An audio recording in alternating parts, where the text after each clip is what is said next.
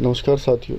आज हम लोग जिस टॉपिक के बारे में चर्चा करने वाले हैं उस टॉपिक का नाम है राष्ट्रीय शैक्षिक अनुसंधान व प्रशिक्षण परिषद NCERT, जिसको हम लोग अंग्रेजी में national council of educational research and training कहते हैं। आइए जानते हैं NCERT क्या है, इसके काम क्या क्या हैं। इस टॉपिक में हम लोग बात करेंगे NCERT क्या होता है, उसके फंक्शंस क्या क्या हैं, उसके कौन कौन से सेंटर्स हैं, क्षेत्रीय केंद्र हैं, या उसके संगठन के बारे में भी हम लोग विस्तार से चर्चा करेंगे। सबसे पहले जानते हैं NCERT क्या है। NCERT की स्थापना जो हुई थी 1961 में हुई थी और इसका मुख्यालय जो है वो नई दिल्ली में स्थित है और इसका प्रमुख कार्य जो है वो केंद्र और राज्य सरकारों को सुझाव देना है जिससे विद्यालय शिक्षा में गुणात्मक सुधार हो सके। अब इसके मेन फंक्शंस की हम लोग बात करते हैं, इसके मुख्य कार्य कौन कौन से हैं। तो इसका मुख्य क्षेत्र जो है वो विद्यालय शिक्षा है। इसका मुख्य कार्य क्या है, स्कूली शिक्षा के क्षेत्र में नए नए अनुसंधानों और नवाचारों को प्रोत्साहित करना, पाठ्य पुस्तक डिजाइन करना या उनको तैयार करना, अध्यापकों के लिए सेवा पूर्व और सेवाकालीन प्रशिक्षण की तैयारी करना। यूनिवर्सलाइजेशन ऑफ एलिमेंट्री एजुकेशन की नोडल या प्रमुख एजेंसी ये मानी जाती है।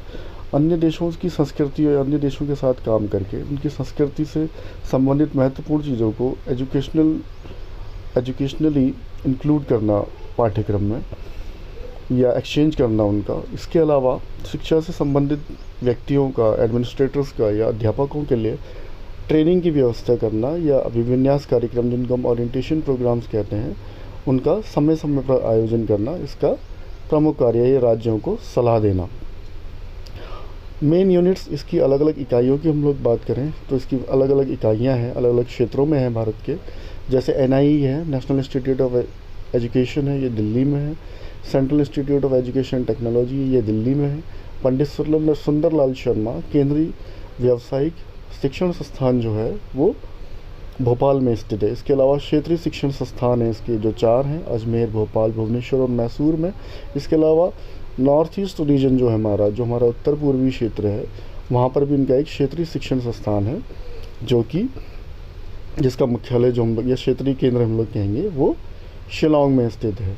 अब बात करते हैं इसके ऑर्गेनाइजेशन की, इसके संगठन के बारे में। इसके संगठन की हम लोग बात करें तो मुख्यतः इसमें 2 प्रकार की समितियां होती हैं। एक कार्यकारिणी है, मुख्य कार्यकारिणी, और एक होती है कार्याधिकारी। कार्यकारिणी की हम लोग बात करें तो MHRD मिनिस्टर जो होते हैं, जो मानव संसाधन विकास मंत्रालय के मंत्री होते हैं, केंद्रीय मंत्री, वो इसके अध्यक्ष होते हैं। और इसी मंत्रालय के जो उप मंत्री या राज्य मंत्री होते हैं वो इसके उपाध्यक्ष होते हैं। इसमें कुछ पद ऐसे हैं जो पदेन हैं या कुछ पद ऐसे हैं जो मनोनीत हैं। इसके अलावा कार्य अधिकारियों की हम लोग बात करें तो 3 प्रमुख अधिकारी इसके हैं, डायरेक्टर, जॉइंट डायरेक्टर और सचिव, सेक्रेटरी इसके प्रमुख। तो मैंने आपको बताया 2 प्रकार की इसमें समितियां होती हैं। तो NCERT से संबंधित एक छोटा सा वीडियो आप तक साझा करने का प्रयास किया है। उम्मीद है कि आपकी समझ में कुछ हद तक NCERT आया होगा। इससे संबंधित कोई भी आपकी क्वेरीज हो या कमेंट हो तो आप लोग कमेंट बॉक्स में जाकर कमेंट कर सकते हैं NCERT से संबंधित। धन्यवाद।